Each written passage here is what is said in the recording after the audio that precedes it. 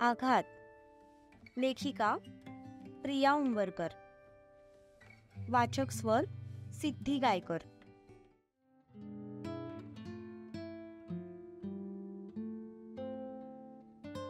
सत्यजित त्याच्या एका खूप महत्वाच्या मीटिंग मध्ये बिझी होता. तितक्यात मन्या डायरेक्ट दरवाजा लोटून आत आला.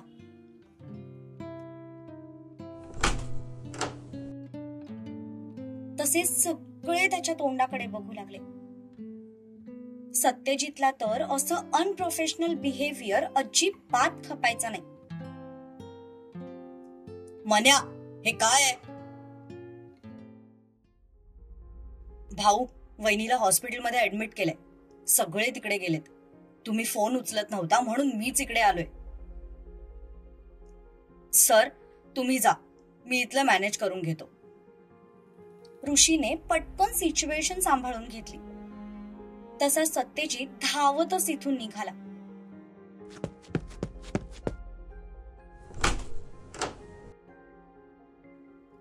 तिला हॉस्पिटलमध्ये ऍडमिट केलंय हे ऐकून त्याचा जीव कंठाशी आला होता.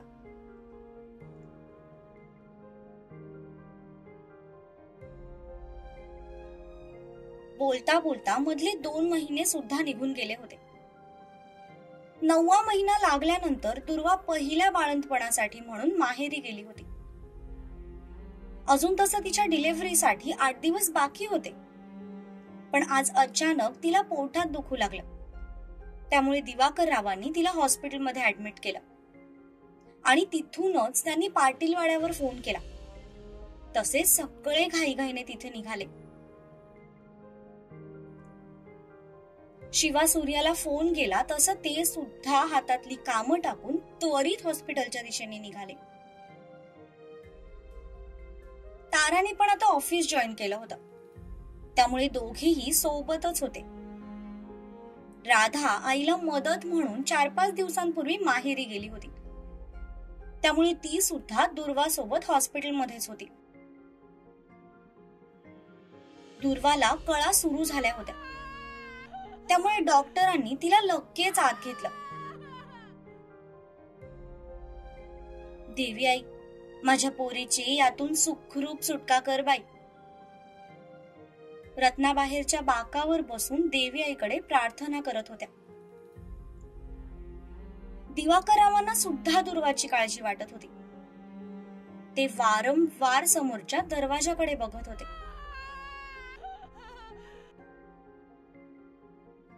लगोलग पाटील फॅमिली सुद्धा पोहोचली. माईंनी रत्नाला धीर दिला. कारण लेकीच्या काळजीने त्यांच्या डोळ्यातून अविरत अश्रू वाहत होते. ती आई होणार याचा आनंदही होताच, पण तिच्या ओरडण्याचा जो आवाज बाहेर पर्यंत येत होता तो ऐकून त्यांचा जीव तिच्यासाठी तीळ तीळ तुटत होता.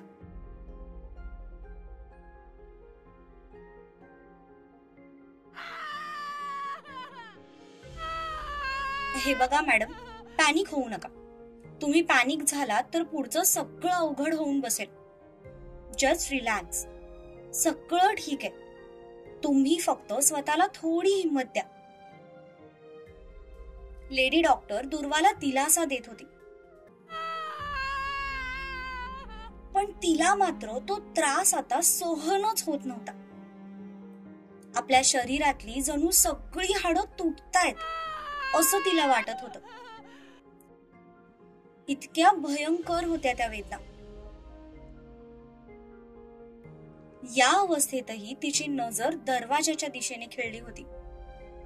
कारण या क्षणाला तिला तो जवळ हवा होता. पण माहेरी जाण्याचा हट्ट पण तिचाच होता. तो तर डिलिव्हरी होईपर्यंत तिला पाठवायलाच तयार नव्हता. पण तीच हट्ट करून माहेरी गेली होती. आणि आता मात्र त्याची तिला तीव्रतेने आठवण येऊ लागली. शरीराच्या वेदना आणि त्याची आठवण दोन्हीचेही मिश्र अश्रू तिच्या डोळ्यातून वाहू लागले.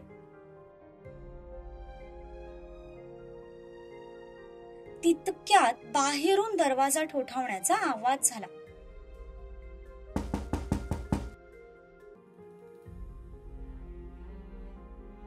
सिस्टर, कोण आहे बघा. तसं सिस्टरने जाऊन दरवाजा उघडला.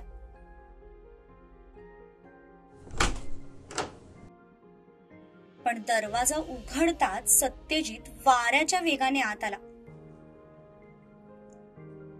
अहो, कोण आहात तुम्ही आणि सरळ आत काय घुसताय? सिस्टर त्याच्या पाठोपाठ आत आली. तोपर्यंत तो दुर्वाजवळ पोहोचला देखील होता. त्याला पाहताच तिला अजून रडू कोसळलं.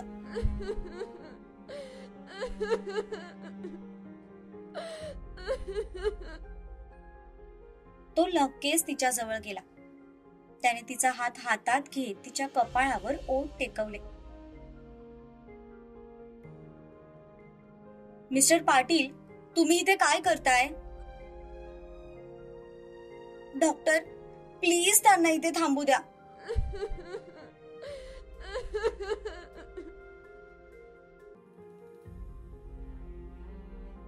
बाळ बाहेर यायला ऑलरेडी सुरुवात झाली होती. त्यामुळे डॉक्टरने बाकी सगळ्या गोष्टींकडे दुर्लक्ष केलं आणि त्यांच्या कामावर लक्ष केंद्रित केलं.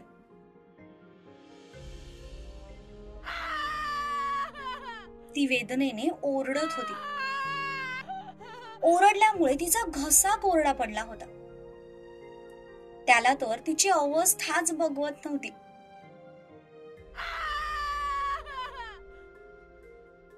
कधी नव्हे ते आज त्याच्याही डोळ्यात पाणी आलं होतं. तिचा त्रास तर तो वाटून घेऊ शकत नव्हता, पण तिचा त्रास बघून त्यालाही तितकाच त्रास होत होता.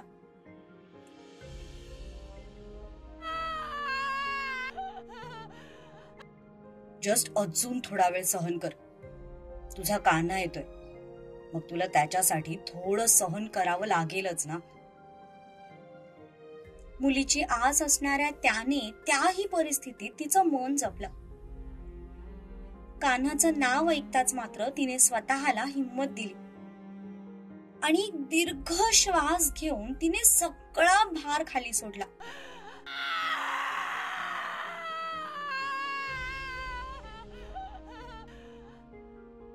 तसं डॉक्टरने अर्धवट बाहेर आलेल्या बाळाला हळूच बाहेर ओढलं. अगदी काही सेकंदातच त्याच्या रडण्याचा आवाज त्या बंद खोलीत घुमला.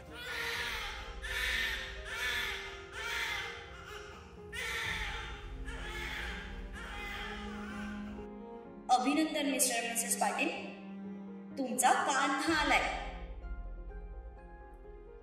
तसं तिच्या डोळ्यातून घळाघळा अश्रू वाहू लागले. सत्यजितने स्वतःच्या फिलिंग्स कडे लक्ष न देता तिच्याकडे लक्ष दिलं.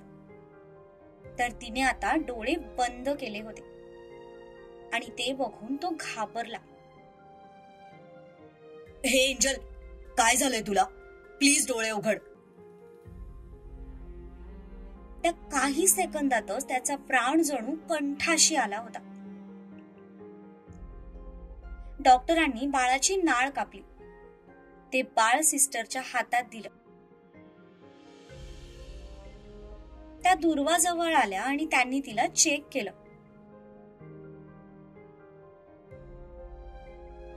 डोंट वरी मिस्टर पाटील, थकलेत त्या खूप, त्यामुळे त्यांची शुद्ध हरपली. थोड्या वेळाने शुद्धीत येतील त्या. तुम्ही प्लीज आता बाहेर जा, आम्हाला आमचं काम करू द्या. तेव्हा कुठे त्याचा जीव भांड्यात पडला.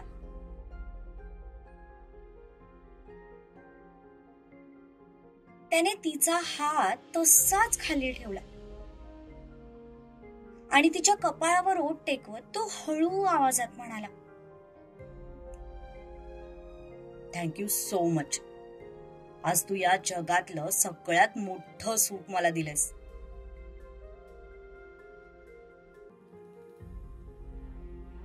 काही वेळातच नर्स बाळाला स्वच्छ करून एका कपड्यात गुंडाळून घेऊन आली आणि तिने बाळाला सत्यजितच्या हातात दिलं. त्याला तर नीट पकडता सुद्धा येत नव्हतं.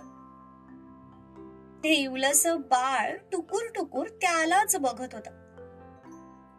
हाताचा अंगठा तोंडात घालून चोखत बसलं होतं. काही क्षण तर तो त्या इवल्याशा कान्हाकडे बघतच राहिला. तो बाळाला घेऊन बाहेर आला.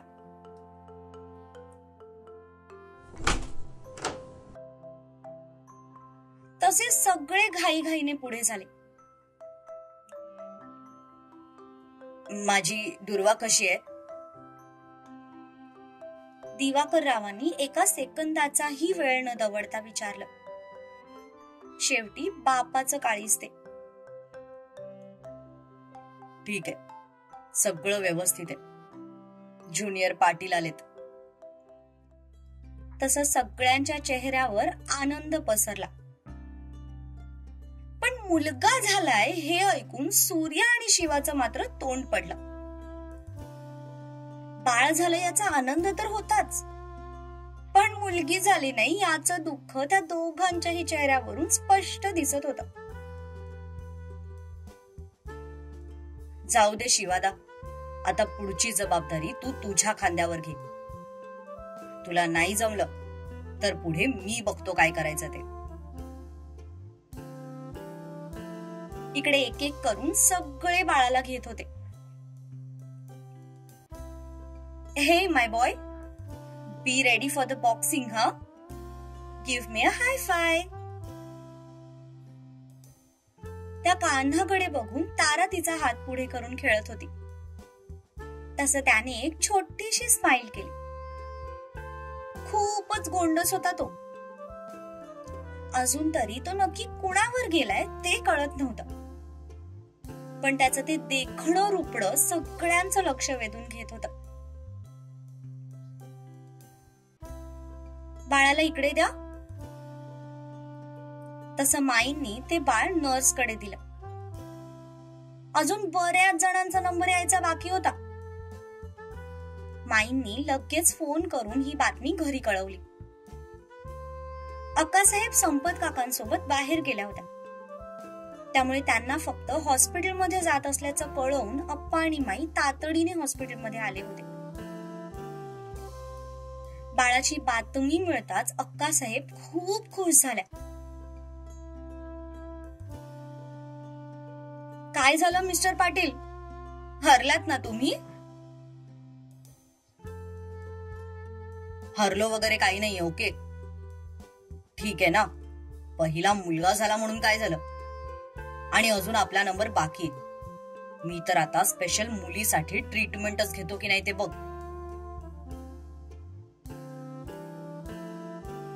शिवा, हलवाईकडे पेढ्यांची ऑर्डर दे. पूर्ण हॉस्पिटल, कंपनी आणि आपले जेवढे नातेवाईक असतील सगळ्यांकडे पेढ्यांचे बॉक्स पोहोचले पाहिजेत. माझ्या एंजलचं स्वप्न पूर्ण झालंय, मग आज त्याचा आनंद सेलिब्रेट करायला हवा ना. पण भाई, इट्स ओके शिवा, मला नाही झाली मुलगी तर तुला होईल, आणि कुणालाच नाही झाली तर आपण दत्तक घेऊ, ओके? सो आता तोंड पाडून बसू नकोस. जेवढं सांगितलंय तेवढं कर. अभिनंदन दिवाकरराव, आपण दोघेही आजोबा झालोत. अप्पांनी दिवाकररावांचं अभिनंदन केलं, तसंच दिवाकररावांनीही त्यांचं अभिनंदन केलं. रत्ना पण खूप खुश झाल्या होत्या. पहिला मुलगा झाला याचा आनंद त्यांच्या चेहऱ्यावरून ओसंडून वाहत होता.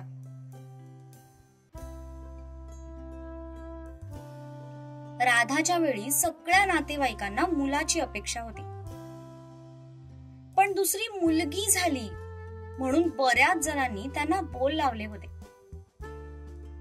मुलगा जन्माला न घालणं हे इतकं मोठं पाप असतं का? या प्रश्नाचं उत्तर शोधत त्यांनी इतकी वर्ष घालवली होती. पण त्यांच्या दोन्ही मुली इतक्या चांगल्या आणि कर्तबगार होत्या की त्यांना कधी मुलाची कमीच जाणवली नाही. पण आपण जे काही ऐकलंय ते आता आपल्या मुलीला ऐकावं लागणार नाही. या विचारानेच त्या माऊलीला खूप आनंद झाला होता. भाई, वहिनी ठीक आहे ना? हो, ठीक आहे. ती शुद्ध हरपलीये तिची. डॉक्टर म्हणाले की थोड्या वेळात ती शुद्धीवर आहे.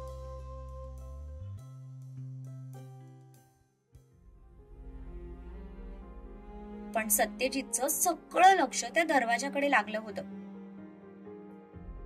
तिच्या काळजीने नुसता जीव तुटत होता त्याचा.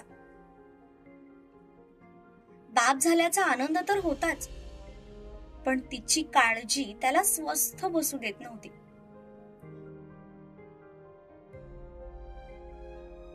तशीच काहीची अवस्था शिवा आणि दिवाकर रावांची सुद्धा झाली होती. तिघेही एका लाईन मध्ये उभे राहून त्या दरवाजाकडेच बघत होते. एक बाप आपल्या मुलीसाठी हळवा झाला होता, एक नवरा आपल्या बायकोसाठी आणि एक मुलगा आपल्या आईसाठी. नाती वेगवेगळी होती, पण भावना मात्र एकच होती की ती सुखरूप असावी.